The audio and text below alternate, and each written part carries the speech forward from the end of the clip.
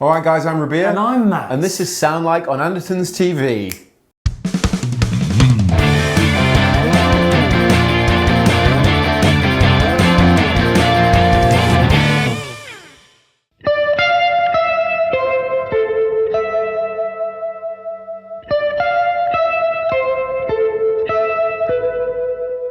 How's it going, man?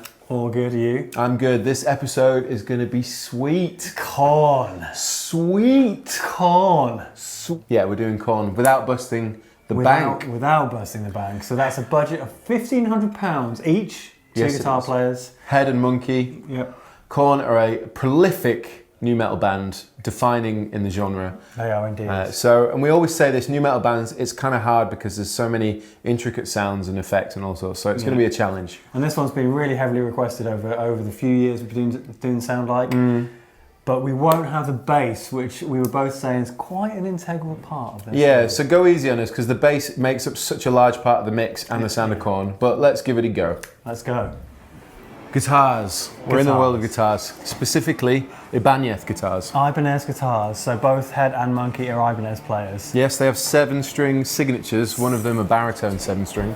True story. And yeah, it's going to be difficult to find something on a budget, but to be fair, Andertons do stock quite a lot of Ibanez 7-strings that are reasonably affordable, such as this one. There you go, number one. I found this just before we pressed record. This is $639. Which is a bargain. That's about perfect. Yeah, look at it. Bird's eye maple fretboard, 3-piece maple neck. You got a purple heart. Is that a purple heart strip? Looks like purple heart. And yeah, the Damasio pickups hardtail. To be honest, that is a stunning deal. A beast. I found my guitar. Locking tuners. There you go, winner. Yeah. I was saying before that I think that both rigs are very, very similar. So what we might do here is get, I think, a multi-effects each. 7-string each, okay, and then just a good pedal platform, and maybe because they use Messers, maybe like a Messer drive. We can get to that in a bit. Okay. But what my point is, I agree with the concept, Matthew. That this should be all right. Be all right. Well, I'm going to hope and pray. Depending on the amp. 1, 2, 3, 6, 6, 6, 7. 289. Look at that. I guess I think a bit more. Well, you don't want a £289 guitar? What are you saying? I'm not saying it. All I'm saying is I don't want a £289 guitar. It's a beautiful headstock. This is an Indonesian-made, great neck joint as well.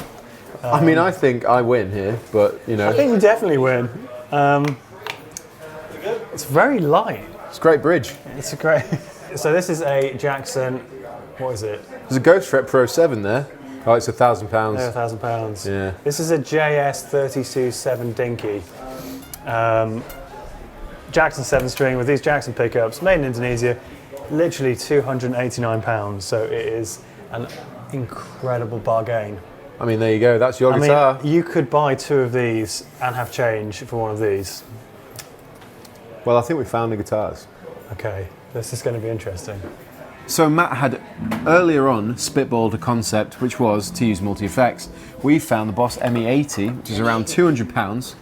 I remember the ME50 back in the day, and it had whammies on it, had all sorts of effects, which we could easily use. And the ME80 relatively easy to program as well.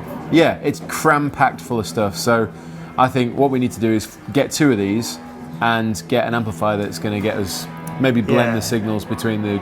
It's going to be difficult. Maybe 2 different amps, because I've got, based on my 7-string and your 7-string, I've got a bit more budget. Yeah. By about 300 quid. These are about just over 200.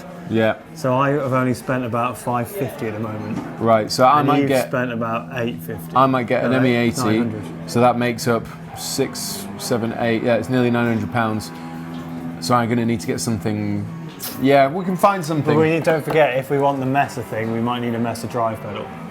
Yes. Okay. 2 ME80s is the next port of call. Okay. So just thinking about amplifiers, there's the Katana Artist, which we haven't yet used. I know that we use Katana a lot, but we haven't used the Katana Artist, which is $469. That pretty much wipes out my entire budget. So I'm going to go. I've got the really nice 7, the Ibanez 7. I've got my ME80, and I've got the Boss Katana Artist. Matt, what are you going to do? This is more difficult. My guitar was so affordable that I have an inordinate amount of cash left, which is a very rare situation it sounds like. So I'm thinking I might go Black Star. Okay. If I can find one. And then I've got the ME80, so that's probably just over $1,000. And then maybe the Messer Flux Drive or something. Something messery to get the Messer sound. Maybe let's get the Throttle Box 5, because that's more high gain and you've got a 5-band EQ. Fine, I'll check that out now. So we are stood above this Tower of Power. There you go, aptly named. Yes. Ibanez, Jackson, you got the Messer Throttle 5. We've got the Black Star, we've got the Katana Artist, and we've got Pete in the corner giving you dirty looks with his Boss ME80. Just to fill out one little query, you've gone and got the EL34 powered Studio 10, right? So it's a 10 I have watt. indeed. I've been basically, I had about 500, 600 pounds left. So this is a 10 watt valve amp by Black Star. And I'm hoping this paired with this equals Messer Boogie sounds. Well, let's see what it sounds like. Let's do it.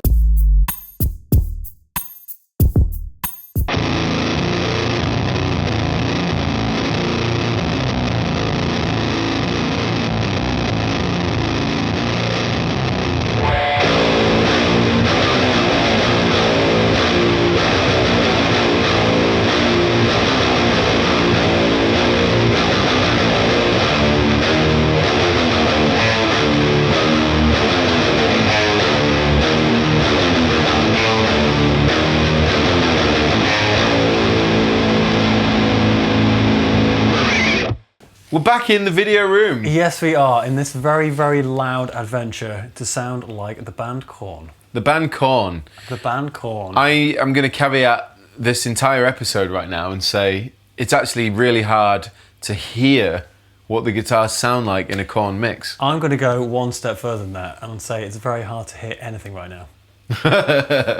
Yeah, I think, you know, because they have such a distinctive sound, with the bass being so overpowering in most of their mixes, it's like the guitars just kind of sound like full of gain and a little bit muddy. And they're heavy lower, stuff. they're lower in the mix than I thought as well. Yeah, and because they're so down-tuned, it was basically, we are wondering how close we got it to sound based on what we've just heard and tried to do. I mean, we said in the store that the bass was such a large element of it, but I think even more so when we're sitting here listening to the tracks, trying to dial in tones that sounded remotely similarly, like, all I can hear is bass. Yeah.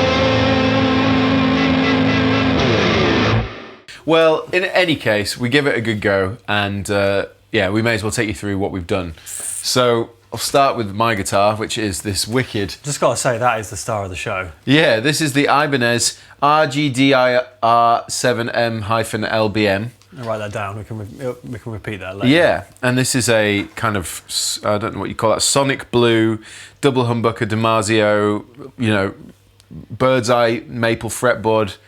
Beast, really. 24 fret, 7-string locking tuners, kitted out, and it's $639. It's a real bargain, isn't it? I mean, for all things considered, with the even the Purple Heart I love stripe, the neck joint as well. yeah, it's a really nice guitar for the money. For the money, like as far as 7 strings go, this is ridiculously good. I'm running into, in the end, it doesn't even matter. No, in the end. I'm running into the Boss ME80. We decided that only one of us needed the multi-effects for one. Basically my card got declined at Andertons, so I couldn't afford one. So Right. I had to simplify a little. Yes, and we used the ME80, even though it's horribly overqualified for what we used it for. We used it for two things. For the intro to Here to Stay, which was a fuzz, the Octa Fuzz, which I ran the drive on full, the tone on half, and the level very little. And then I also used the delay, the reverb, and the modulation, which was phaser, to do Falling Away From Me, the intro.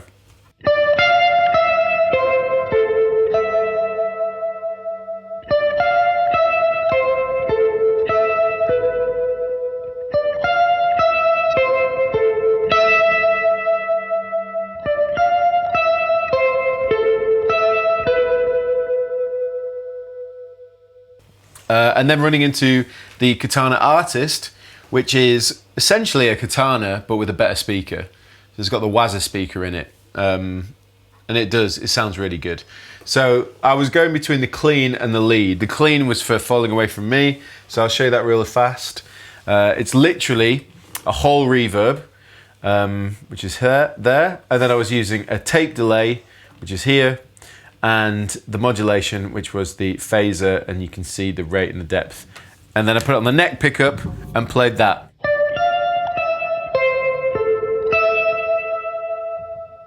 Which is basically the sound that we heard on the record.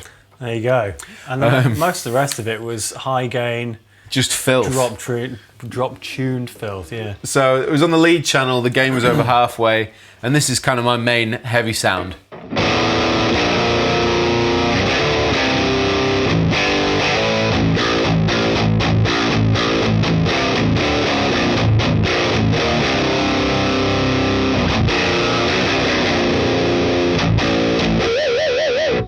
And the thing with that is that I actually have taken out loads of treble, I've boosted loads of bass, there's no presence in it, because their guitar tones are just quite, like, mushy. Mushy keeps coming up. Yeah.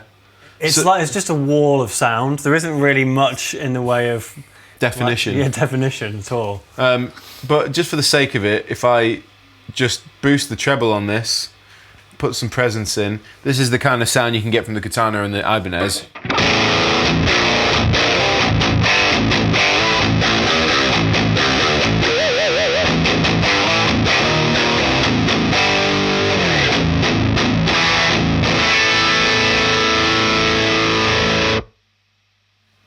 See, it's a matter of taste, but I much prefer that sound. Yeah. For all those wondering, this is drop A, so it's just a standard 7-string B to B tuning, but then you take the bottom string down to match the A string, and that's how you get. And then play really softly, otherwise it goes out of tune. Yeah, but we noticed that all the excerpts were in that tuning as well, so yeah, we were really low. there. Well.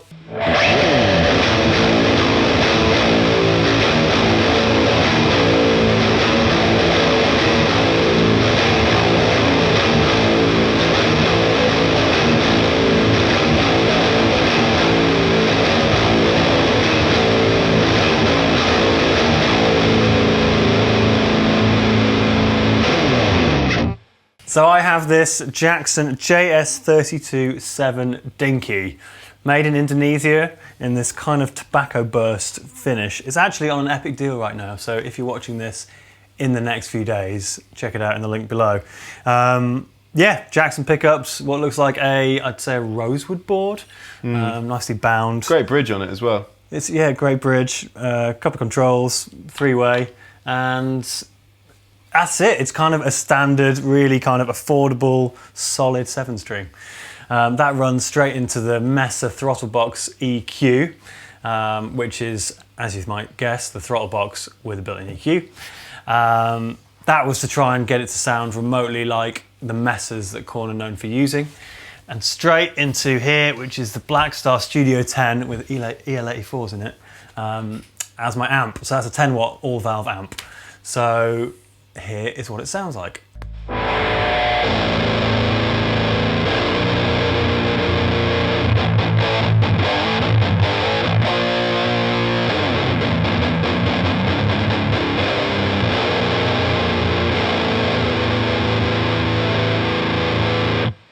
I think the strings are so flappy on that in drop A that you have to play really soft for it to sound in tune.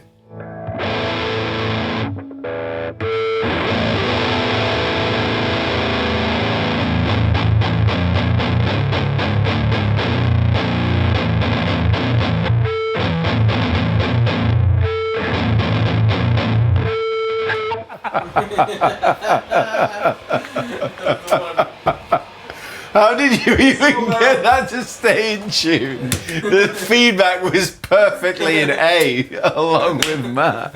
And that's how you sound like Korn. That's so stupid. So I'm gonna buy one of these. It's great. I've had the most fun ever.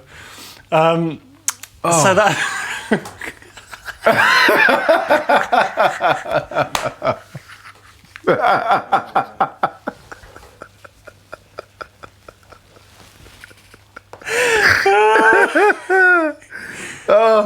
So that's how my rig sounds. There you go. Thick. Thick and Full meaty of gain. and meaty. Beautiful. Even the feedback's in tune. There you go. So I think... Can't knock it. Yeah, I mean... I'm just going to say, we don't know what it sounds like through the mics yet, but I'm hoping that when we get home and start mixing that we can get something close to Korn out of it, and that you guys enjoyed this episode. Yes. Because at the minute, we're kind of like, I don't know how that sounds, if it's even close. And sometimes that happens on Soundlight, but we thought rather than not share this experience with you, we're sharing it with you. There you go. You can't win them all. But we might have won this one, so let us know how you think we did. We'll put the links to this gear in the description box. Yes, we will. Yeah. And let us know who else you'd like us to try and sound like, and we will do our very bestest. On that note, I've been Rabea. And I've been Matt. And this has been Sound Like on Andertons TV. Laters. It might be a dinky.